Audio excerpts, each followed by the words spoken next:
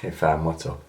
I'm just here doing some training. As you can see, the last few clips you've probably seen, assuming I put them in the order that I think I would have, were from yesterday, last night, maybe yesterday morning, and this morning. So essentially the general theme is that I'm very much micro-dosing my training. And what I mean by that is that I'm doing a little bit very frequently. So you'll have seen those deadlifts I did there. That was 133 kilos and the green band for sets of 5. And it's probably at least 4 to 5 reps in the tank there. You know, that's not close to failure. So essentially what I'm doing is doing relatively lower effort training, but more of it, because it's quite convenient to just come into the room, do 10 minutes of training, leave. Come into the room in the morning, do 20-30 minutes, leave for college, you know. So that's what is pretty damn convenient at the moment. So yeah, that's what I'm doing. It's great fun. I've actually had a very high volume week of training overall. Like, if we look back over my training week, I can try and include it on the screen and take you guys through the full training week. But you know, I did basically resistance training every day, some form. But again, I'm not taking everything to failure. That's one of the keys here. I got in 3 Brazilian Jiu-Jitsu sessions this week. What else did I do this week? I did a 5k run, a PB actually, best time I've got a 5k run in. So I was delighted with that. Got it in 19 minutes. And what else did I do? I've cycled to college most days, and that's 20 kilometers of cycling. Hills included, so again, that all accumulates into the cumulative training or physical training stress on the body. And then additionally, today is Friday, and tonight I'm going climbing for a few hours, rock climbing, with Kieran O'Regan. I think Luke Cahill, not sure who else is going to be going, but that's the plan. Not sure what else I'll do over the weekend, but I'll likely continue to get a little bit of resistance training done every day. So as you can see, I'm getting a lot of training in. I love the training process. Like, I genuinely love it. I love everything about training, regardless of the actual type. And that's why I like to do a few different things, because I just enjoy being physically active, challenging myself, and regardless of the specific domain, it's just something that I really enjoy. So that's the crack. Today's Friday. I'm drinking some tea, drinking some summer fruits, kind of a my waddy thing from Aldi. My hair's stayed in my hair all over the place. I look wrecked. And you're currently resting on the camera. The camera's currently resting on Rang and Dale's Pharmacology, because that is what I'm studying while I'm doing this work, this bit of resistance training. So in between sets, take a glance at one of the chapters that we're currently covering, because you know, pharmacology is obviously a core part of the curriculum, and I need to get on it. For those who don't know what pharmacology is, it's essentially how drugs work, basically. Like, that's a fairly simple summary. But yeah, today is the day of the Storm Lorenzo is supposed to hit as well, so it's supposed to be pretty crappy weather here in Ireland, but we do still have college, so I'm in college from 2 to 4 just, so like, it's a pretty easy day, because basically this morning on Friday, everyone's supposed to be getting their vaccinations, or remaining vaccinations, but I've already got all my vaccinations because I did physiotherapy first, and we had to go through all those hoops to be able to go on placement. So I have a morning off, so that's quite fun. So basically, I'm going to get this training done. I'm going to have a big breakfast, same sloppy breakfast you guys saw the last day, except I've added some honey and some raisins. And then what I'm going to do is spend the morning studying and catching up on a bit of triage work as well, because I want to do some writing. Currently writing an article on the nervous system. So the last article that I wrote for Triage was the respiratory system article, basically an overview of the kind of anatomy and physiology that people might want to know about if they want to know how breathing works. And now it's about trying to understand the basics of the nervous system and how that's all pieced together, you know, the different branches of the nervous system, what we're actually talking about when we talk about nerves and neurons and neurotransmitters and all that sort of stuff. So as always, just trying to bring the science down to a level that our personal training colleagues and, you know, friends, those of you who watch this, trainees, those of you, you know, you can actually take that information, understand what people are talking about then when they start to talk about, well, the nervous system, or whatever. So yeah, that's obviously our goal at Triage, is to empower people through knowledge and to bridge that gap between, long term, bridge that gap between kind of healthcare and personal training. As I've said so many times, that's pretty much our fundamental long term goal, to allow the level of personal training to be leveled up, so that we're, you know, fighting our fight as frontline healthcare professionals fundamentally. So yeah, I'll check in with you guys again later. I'm not going to ramble on any further. Need to get back to my set, sipping on my tea and studying my pharmacy. What's happening, family? I just spent the morning studying, and I'm kind of like running late now because I need to go into college, and I just want to grab more of my more content throughout the day so that you guys know what I'm actually up to. So I want to do that more often. So right now I just want to show you my lunch, what I'm having for lunch. So I already had, so just to add some context, I already had one of these. One second, I'll just show you. Simple stuff. One of these wholemeal burger buns. I had one of those toasted with some of this, my favorite peanut butter, the Pippin Nut Crunchy Maple Peanut Butter Focus. There we go, crunchy maple peanut butter. Smooth one's delicious as well, I don't discriminate. But that is delicious, so I had some of that, and then I'm having 2 salmon fillets in here. So 2 fillets of salmon and about 300 or 400 grams of veg. So that's a lot of veg, you know, that's like 4 or 5 servings, so that's decent going. Then I've got about 200 to 250 grams of blueberries, which is like 3 servings of fruit if you're gonna count it in the standard way, and 500 grams of yogurt. So that's a full tub of, I'll show you the yogurt if you want, because people actually do like want this info. It's not this one. I was gonna say it's the same as this. It's not, but it's similar to this, like this yogurt. It's like one of the Brook-Lee or Dunlee ones from Aldi, and it's vanilla flavored. So yeah, there you go. Plenty of protein. Like there's probably like 20 to 25 grams of protein in there. There's about like 40 grams of protein in there, so it's a pretty high protein meal. You're probably getting an extra like 10 or so, 5 to 10 from the vegetables themselves. So yeah, that's that meal. Then I'm gonna go off to college, and I won't be eating until this evening, hence the big meal and the big breakfast. And then this evening I'm going to be going to, so I've got a lab in college from 2 to 4, physiology lab, and then I've got jiu-jitsu from 5 to 7. So I'm gonna be training 5 to 7 p.m. and I'm gonna cycle back home, and I'm going for dinner at 8:30 or 9 with Kieran O'Regan. You might know him if you follow him on Instagram. You've read any of his work. If you're aware of Sigma Nutrition, CT Quarrelsome on Instagram.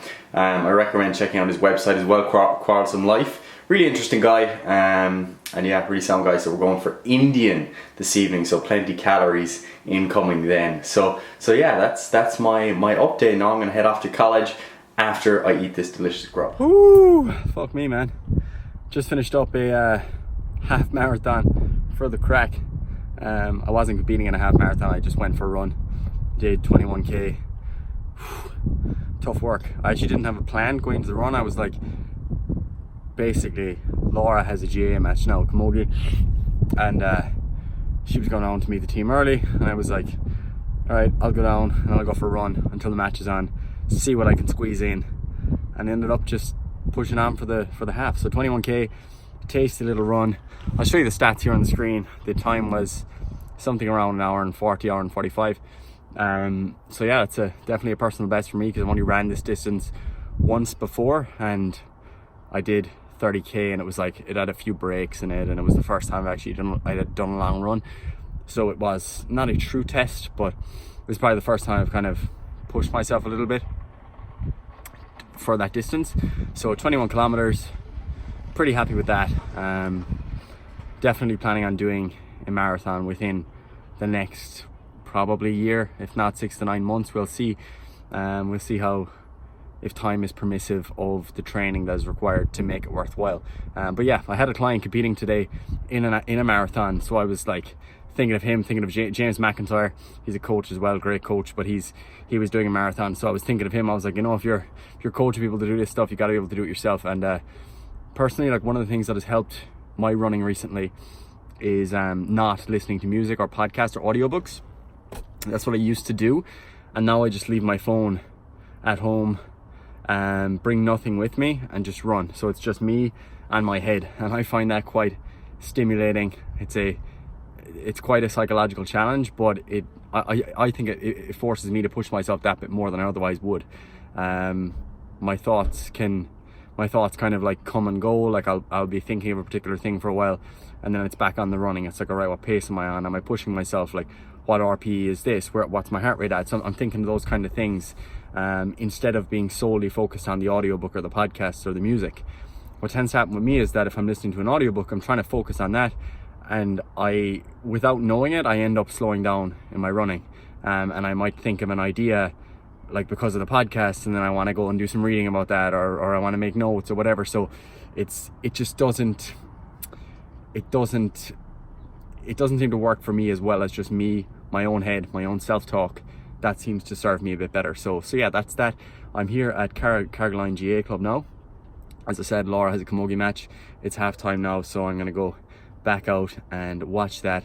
I haven't actually had breakfast yet today, so I need to go and eat, because I just did a half marathon obviously, and I didn't have any water with me, so pretty thirsty, pretty hungry, but pretty glad I did that. It was a fantastic week of training, so I'm gonna get some water, maybe get a snack in the shop if there's some grub there, watch the game, and I'll catch up with you guys later on. Well done, Rachel.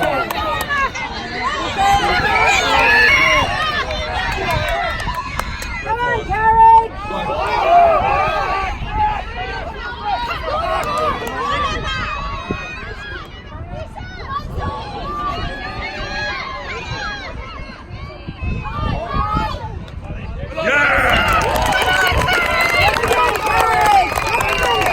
I don't know what that video quality is like now, to be honest, but what I want to do is start filming these videos with a lot of random stuff. So what I want to read out to you is a really nice quote that I came across in this book by Karl Popper, Conjecture and Refutations. It's an excellent book, but there's one thing in particular that struck me, because I think it's particularly important to think about for a lot of us kind of personal trainers and people that are interested in health and fitness and nutrition and all that sort of stuff. So this is actually a quote from some writing by Xenophanes. He was a Greek philosopher. All these great quotes tend to come from Greek philosophers. But anyway, I'm just going to read this out to you. It's just a couple of lines. So, the gods did not reveal from the beginning all things to us, but in the course of time, through seeking, we may learn and know things better. But as for certain truth, no man has known it, nor will he know it, neither of the gods, nor yet of all the things of which I speak. And even if by chance he were to utter the perfect truth, he would himself not know it. That's the important bit. And even if by chance he were to utter the perfect truth, he would himself not know it. And the reason that quote I think is so important is because it's obviously very popular right now for people to consider themselves to be science-based or evidence-based within the context of personal training and health and fitness, etc. However, what we often don't step back and try to learn about is the philosophy of science, or epistemology. So like what does science actually mean? What role does it play in the accumulation of human knowledge? Like, how can we actually derive this knowledge in the first place? Like, that's a really they're important questions to ask, and very rarely do we actually ask them. So we go around saying, oh, you know, we love science, we love being evidence-based and stuff, but we don't actually like ask those deeper questions about what do we actually mean. And in this case, I think this is a particularly important observation, or even if it was totally unrelated to the context, because even if by chance you happen to be correct and you happen to be the bearer of the quote-unquote truth, you don't actually know that, because most of the time it's very difficult for you actually to be able to fully know something to be able to say that this is concrete truth, that this piece of knowledge or fact is not going to change. And when you're talking about like a really hard science like physics or something, you know, there's often, you know, there's attempts to really quantify things very, very, very precisely in the most rigorous manner possible. But when we're talking about exercise and nutrition and things like that, we're often dealing with much softer subjects. Like, they're softer sciences. There's a lot less precision. Like, we're not going to have the same level of precision. We're never going to have very, very prescriptive guidelines about exactly how you should exercise as an individual. Like, it's too soft a science. There's too many unknowable and knowable variables that are just moving parts that are just very difficult to actually pin down to be able to predict in that sort of top-down manner how someone is going to respond to a given training program. That's important to understand, because what we end up doing is getting in these arguments about, like, oh no, I am the bearer of the truth versus that person. Like, I'm on team RPE, they're on team train to failure, and we are correct. And essentially what ends up happening is, you know, there might be positive experiences, positive outcomes in someone's transformation, or there might be a research paper to support one particular position. And then everyone celebrates and it's like, woo, we are the bearers of the truth, you were wrong, you're all idiots. And the key point there to take away from Xenophanes is that even if you happen to be correct, like even if you happen to have the most truthful conclusion, you don't actually know that.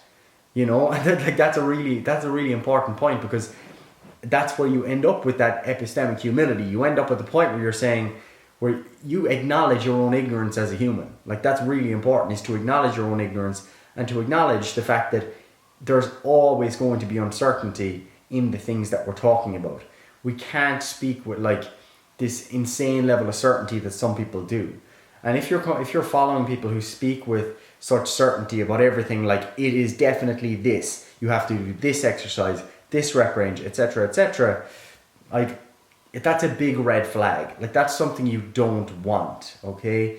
Because, you know, like you're like, using science is all about uncertainty. Like, you want to be able to reduce uncertainty, but anyone that's truly scientifically minded often speaks with a great deal of uncertainty. Even in the language that they use, they'll say things like, it is likely that, or it might be the case, this evidence suggests, etc., and they'll always add multiple different qualifiers or caveats or particular instances in which this might not be true.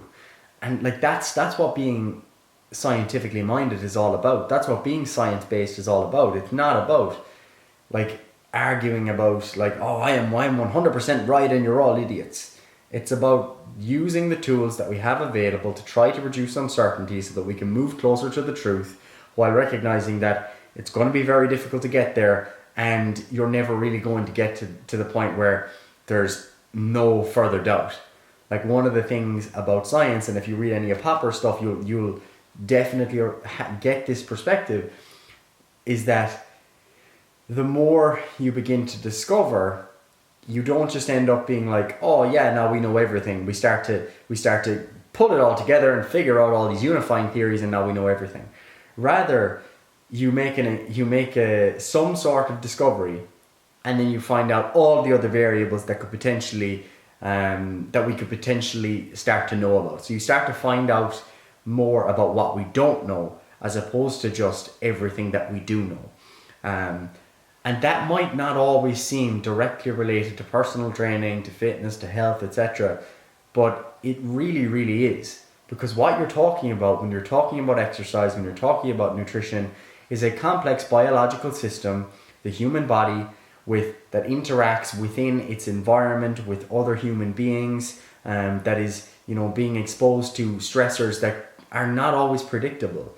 You might be able to control what someone is exposed to in the gym, but you can't control, you know, what workplace stressors they're exposed to, how well they slept, how the traffic was when on their way here, their nutrition on a given day, etc., etc. So there's all these moving parts that make it really difficult to be like really certain and really prescriptive. So you do have to just appreciate that. And also, I guess, appreciating that when you do read the exercise science research or nutrition research, there are often a lot of unknowns. There's often a lot of uncertainty within there. So like it's the people who clearly do not read the research or do not think about these questions that speak with a lot of certainty. And if I was to go back and review things that I would have said years ago, I'm sure I'd find the exact same thing. Whereas now, I'm a lot more uncertain. I'm a lot like when you ask questions to Triage, like we're most often we're saying, you know, it depends. Like there's not a best answer to this question. You know, if you were to message me and say, should I do front squats or back squats? It's like, I don't know, man. Like I don't know what you want. Like, do you like front squats? Do front squats. Do you like back squats? Do back squats. Are you a powerlifter? Okay, you need to do back squats. Like there are so many other things that go into answering these particular questions and trying to give you a best answer. And even when we do arrive at an answer that might seem to be best, that might not be the same at different points in time. So yeah, I guess the message from that, from myself, Popper, and Xenophanes, is that you have to be uncertain. You have to be comfortable with uncertainty. And that is a good thing. And that is what being scientific is actually all about. It's not about having the available list of facts that science produces, because that's what most people think science is, that it's just like the science says, and you just have all these certain list of facts. Like the outcomes that science produces, there's lots of uncertainty within there. There's lots of nuance, there's lots of caveats, there's lots of conditional points, and you just can't be heavily prescriptive in this exercise and nutrition contexts. You can't always know, and that's not always comfortable. People don't like that. When people think of, you know, science-based thinkers and they think they're trying to be scientific with their health and fitness, they expect to be able to find the perfect solutions, and it's just not really how it works. You know, you might be doing less stupid things. You know, the more science-based you become, you're less likely to do things that are very wrong, or that are very false. They're far from what is likely to be optimal, but that doesn't mean that you're going to be able to find out exactly what is optimal. And even if the research happens to point you in a particular direction, you always have to take a step back and remember that the results that research produces is always going to be some degree of a mean response, and there's going to be inter-individual variability within that. So if you happen to read a research paper that suggested that, say, 15 sets per muscle group per week produce the greatest hypertrophy outcome, if you were to then dig in further, you'd see that some individuals might respond to, or they might have responded better to higher levels. Some individuals might have responded better to lower levels. And that's only one particular study that might be 8 to 12 weeks in duration, and that response may then vary further over subsequent months and subsequent years. And if you actually look at some of the, you know, well-trained, advanced trainees in the fitness industry that you might follow, you might see some very different approaches amongst them. You know, some individuals might do, you know, lower volume, they train to failure more often, they do less total sets. You'll find some individuals that, you know, train to failure all the time and do loads of sets, and it seems like they can recover from anything. And then you might have some individuals that leave 2 reps in the tank all the time and still do lots of total sets. So you're going to see all these different approaches, different frequencies, different intensities, different exercises, etc. And then you look across the board and you're like, okay, all of you people got from A to B. Like, let's say they all added 20 kilos of muscle over 5 to 10 years, which is a pretty decent return on investment, let's just say. Then you have to ask yourself, okay, so it's very unlikely that one of those approaches is best, but it could be the case that one of their approaches might be closest to the best for a mean response. So if you were to apply it to 100 people, one approach could produce the best results for 60, whereas the other might only work for 40, and the other might only suit 30. You know, so they're the types of things that you have to think about, and that's why you have to be willing to play around with different training programs, see what works for you, essentially be your own scientist. You know, you have to test different things, and essentially you have to always remember that there's one goal, like pretty much always when you're training, and that is to get better. So if you are applying something from the research, let's say, and you're not getting better, then it does not matter how many papers have shown that to be superior if you are not getting better. If there is an option that is contrary to what the research suggests that allows you to get better, then it's very clear that that is going to be a better option for you. Okay? So you always have to, you know, reserve that ability to step away from what other people might be doing because you might be somewhat of an outlier. However, like by definition, it's unlikely that you're an outlier. So that doesn't mean that the research cannot inform your training or cannot inform your nutrition.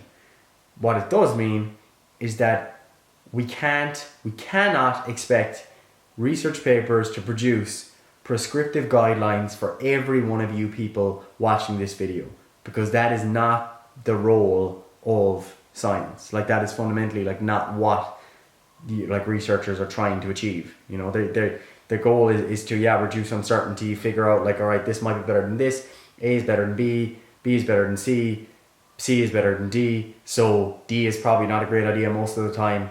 Oh, but look, C actually seems to do better in these individuals, etc., etc. So I'm not going to ramble any further, but hopefully there was something in there that was at least somewhat useful, because I think these are important messages that are hard to deliver. Like I find them hard to deliver, especially on Instagram, because like Instagram rewards like, you know, you being controversial. Like Instagram rewards you, like if I was to go on and say that everyone's doing this, it's stupid, you should all be doing this, like loads of engagement. But if you're trying to go on and present these nuanced points about the role of science and philosophy of science, etc., there's no traction there for that. And I think, like, I hope that the people that follow Triage and that are interested in the information that I'm trying to present, that you're willing to think a bit deeper, that you're willing to not get caught up in the noise, that you're willing to take a step back and to appreciate the nuance and to appreciate the fact that we can't be that certain about everything, and that uncertainty is a good, valuable thing, and that we're going to be wrong, that I'm going to be wrong, that you're going to be wrong, but that hopefully through using science we can begin to move towards being less wrong. Like that's what it's all about. So yeah, guys, hopefully you got some value from that. The book again is Conjectures and Refutations by Popper. Like I'd actually been reading this for ages because I jumped forward a bit, or no, I read a good bit, and then I was like, I didn't get back to it for ages, and then I kind of jumped forward and I jumped back, and there's just a lot of value in this book. So check that out if you happen to be interested. Other than that, guys, I think I'm going to call it a day here for this video. Hopefully you enjoyed it. Lots of kind of random bits and bobs in here. If you enjoy these topics about, you know, kind of bigger picture like topics, let me know, because obviously there's some of you that might just be coming to these videos thinking, all right, just tell me how to eat.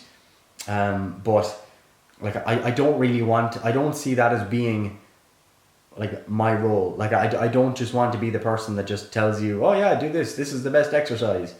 Like I feel like there's a place for developing the critical thinking ability of the fitness industry, and I would like to play some role in that, because I've seen firsthand, you know, how easy it is to just think that you're going to have the best approach, and that, you know, you end up in a camp mentality. Like I did that when I was younger, you know, thinking that this is the way, and then suddenly 6 months later this is the way, and 6 months later this is the way, and there comes a point where you've been in 10 different camps and you're like, okay, maybe there's not a one best way, a single best way rather. But yeah, give me some feedback, guys. Comments below, let me know. Subscribe, share the video, let people know about our channel. Obviously we want to get these messages out there. As I said, it's not this stuff is not particularly sexy. I don't expect these videos to get like millions of views or anything. And obviously it'd be much easier to just gain traction by, me coming on here and like just taking my top off and just being like, oh, these are the 5 best foods to get ripped. But like, that's not what we're about. So I'll catch you guys in the next video. Of course, remember that it is too easy. And the other thing, to as the tattoo says, be happy. Be grateful for the opportunities that you have. As I always say, you know, we're in a pretty privileged position when we can take a step back and, you know, philosophize about health and fitness. You know, it's a pretty first world concern. But yeah, that's that, guys. I'll catch you in the next video. Thank you very, very much for watching.